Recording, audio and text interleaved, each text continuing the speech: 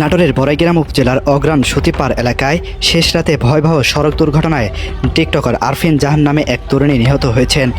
জানা গেছে, গুরদাসপুর এলাকার দুই যুবক রাতে আরফিন জাহানকে টাকার বিনিময়ে ভাড়া করে নিয়ে আসে।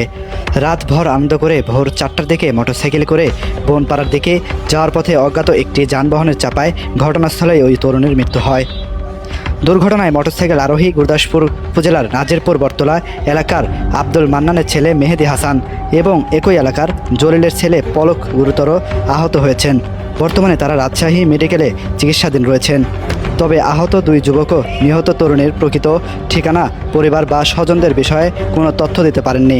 এদিকে টিকটক প্রোফাইলে আফরিন জাহান নাম থাকলেও এখন পর্যন্ত তার স্থায়ী ঠিকানা কিংবা পরিবারে কোনো সদস্যদের সন্ধান পাওয়া যায়নি। ঘটনার পর আইনশৃঙ্খলা বাহিনী নিহতের পরিচয় শনাক্ত এবং দুর্ঘটনার বিস্তারিত কারণ উদ্ঘাটনে কাজ করছে।